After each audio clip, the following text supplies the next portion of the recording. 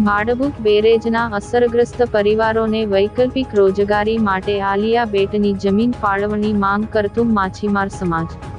Bhadbhut barrage યોજનાના અસરગ્રસ્ત માછીમાર પરિવારો માટે 5 માંગણીઓ સાથે સમસ્ત ભરૂચ જિલ્લા માછીમાર સમાજ દ્વારા જિલ્લા સમાહર્તાને આવેદનપત્ર પાઠવ્યું હતું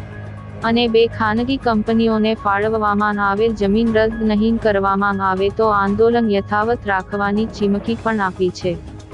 સમસ્ત ભરૂચ જિલ્લા માછીમાર સમાજ દ્વારા આપવામાં આવેલ આવેદનપત્રમાં જણાવ્યા અનુસાર ભાડભૂત બેરેજના અસરગ્રસ્ત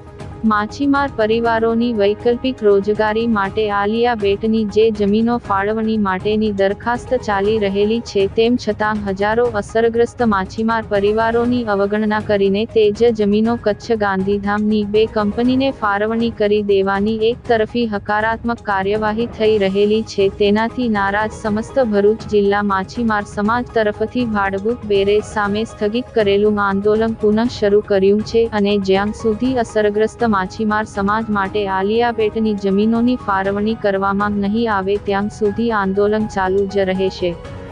નર્મદા નદીની એકચ્યુરીમાં માછલીઓના બ્રીડિંગ ગ્રાઉન્ડ અને માછીમારોના ફિશિંગ ગ્રાઉન્ડ વિસ્તાર પર ચાલી રહેલા ભાડભૂત બેરેજના કામથી માછીમારોની રોજગારીનું મોટા પ્રમાણમાં નુકસાન થઈ રહેલું છે અને તે નુકસાન અટકાવવું જરૂરી છે અને માછીમારોને થઈ રહેલા નુકસાનની ભરપાઈ કરવી જરૂરી છે જેથી કરીને નર્મદા નદીની એકચ્યુરીમાં માછલીઓના બ્રીડિંગ ગ્રાઉન્ડ અને માછીમારોના ફિશિંગ ગ્રાઉન્ડ વાલા વિસ્તારમાં ચાલી રહેલું ભાડભૂત બેરેજનું કામ અટકાવી બંધ કરવું જરૂરી થઈ ગયું છે। જો કામ બંધ કરવામાં નહીં આવે તો હજારો માછીમાર પરિવારોને ભીખ માંગવાનો વાળો આવે તેમ છે। અમે સાહેબ હસતા હસતા એમની ઓફર એક્સેપ્ટ કરી લીધી કે જો તમે અમારી વૈકલ્પિક રોજગારી માટે વિચારતા હોય તો ભાડભૂત ડેમનો અમે કદી પણ વિરોધ અમારો હતો પણ નહીં, છે પણ નહીં। ફક્ત ને ફક્ત અમારે નર્મદા નદી ઉપર એની પર્યાવરણીય ગેરઅસરો ના થાય અને માછીમાર પરિવારોને કોઈ એની રોજગારીનું નુકસાન ના થાય તે બાબતનો અમારે વિચાર કરવાનો હતો। એના ભાગરૂપે સાહેબ અમને કલ્ચર ડિપાર્ટમેન્ટ અને એમના તરફથી ઓફર આપવામાં આવી કે આપણા જિલ્લામાં સાહેબ આલિયા બેટની જમીનો ખારપટની એમ જ પડેલી છે, વન વપરાયેલી પડેલી છે। તો એ જમીનો પર અમારા સાહેબ 1500 થી 2000 પરિવારો છે। 1500-2000 પરિવારોને અમે 5 હેક્ટર જમીન દરેક પરિવાર માટે માંગણી કરેલી અને એમના તરફથી કીધું કે સરકાર જે નક્કી કરે તે તો હસતા હસતા અમે એક્સેપ્ટ કર્યું કે સરકાર અમારા માટે જે નિર્ણય કરશે તે નિર્ણય અમને માન્ય રહેશે। એ રીતે સાહેબ એક દરખાસ્ત એમને પોતે કલ્ચર ડિપાર્ટમેન્ટે સરકારમાં રજૂ કરી માછીમાર સમાજ જે ભાડભૂત બેરેજના અસરગ્રસ્ત પરિવારો છે તેના માટે। એટલે 2019 થી સાહેબ અમે કશું પણ વિચાર્યા વગર અમારી લડત સ્થગિત કરી દીધી। અમારી પર આગેવાનો તરીકે સાહેબ સમાજના ઘણા બધા લોકોના એલિગેશન આવ્યા કે તમે લડતા નથી, તમે સમાજનું નેતૃત્વ છોડી દો, કોઈ છતાં બી અમે સમાજના લોકોને સમજાવીને સાહેબ આ લડતને સ્થગિત રહી ગઈ। હવે સાહેબ પ્રશ્ન એવો થયો 2019 થી માંડીને 2024 સુધીમાં સાહેબ બીજી મહત્વની વાત કે અમે લડત છોડી દેવાના કારણે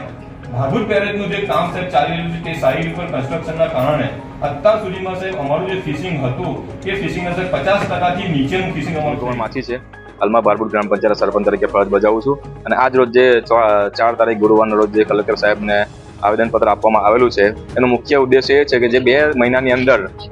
નિર્માણ સોનલ એશિયલ સોન કંપનીને 10,200 એકર જેટલી જમીન લીઝ પર ફાળવી દેવામાં આવી છે મીઠા ઉદ્યોગ માટે। એ જ જમીન માછીમાર સમાજ જે એક્વાકલ્ચર માટે અગાઉ ઘણા વર્ષો પહેલા માંગણી કરી હતી અને સરકાર પણ આપવાની બાહેંધરી આપી હતી અને એ સરકાર માછીમાર સમાજ જોડે દગો કરી રહેલ છે। એના અનુસંધાને આજે અમે આવેદનપત્ર આપવામાં આવેલ છે અને જો આ લીઝ રદ નહીં કરવામાં આવે એશિયન સોલ્ટ અને નિર્માણ સોલ્ટની તો આગળ ઉગ્રથી ઉગ્ર આંદોલન કરવામાં આવશે।